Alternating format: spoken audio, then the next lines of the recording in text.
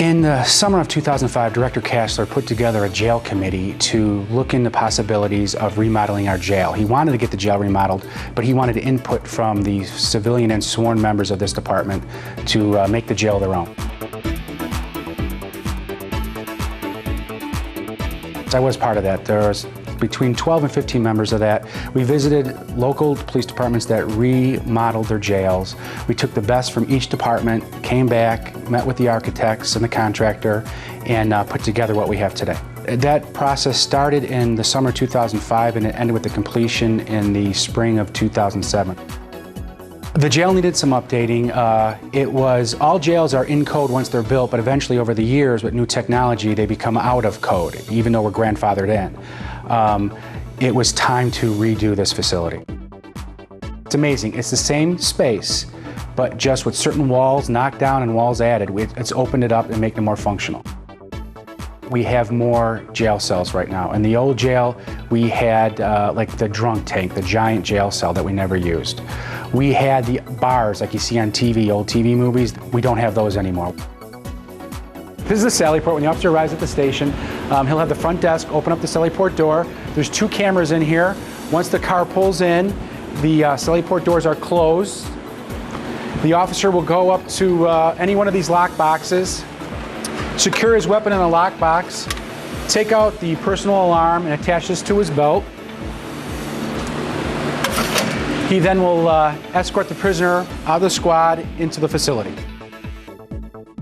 Once the officer secures his weapon and brings the prisoner into the facility, this is where they come. This is the main booking area. Prisoners are to be escorted by 2 officers at all times. Prisoners are to be secured at all times, whether handcuffed to themselves or handcuffed to a bench.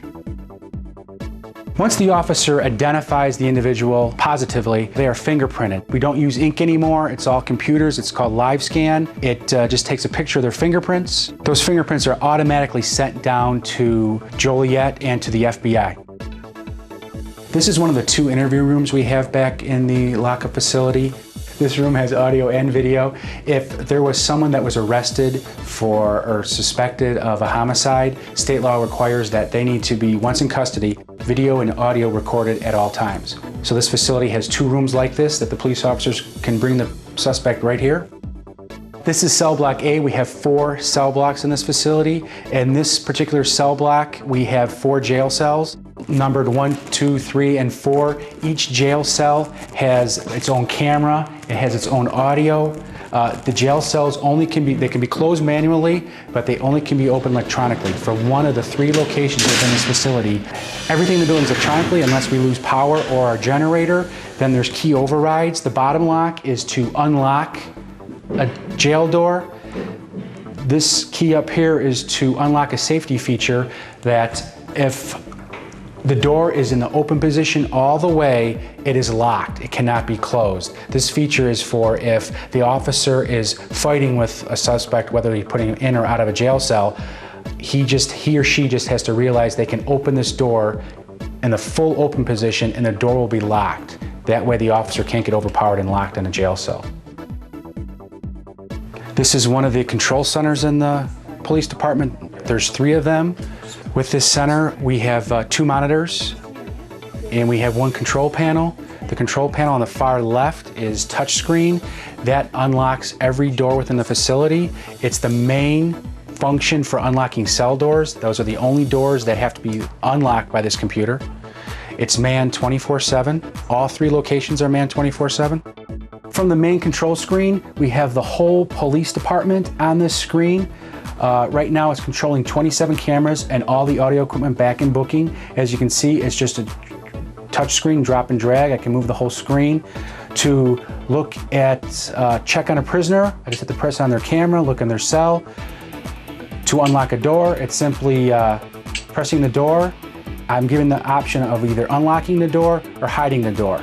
Hiding the door just means I won't unlock it. Just in case I'm going to check and drop and drag, I hit a prisoner door, I'm not unlocking it. I'm given the option, once again, to unlock the door or lock it.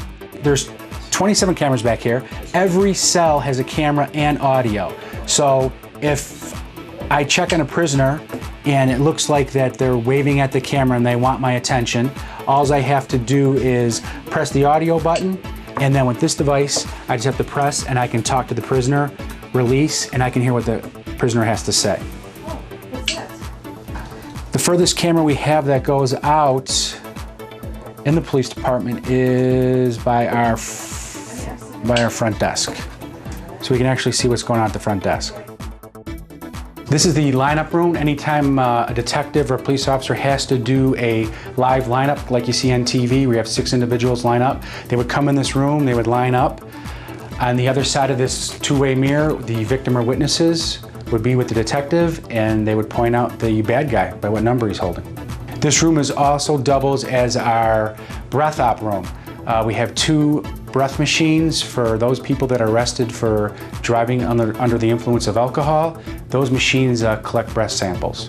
The room we're in now is used to process, fingerprint, and photograph juveniles. Those are kids that under the age of 17 committed a crime.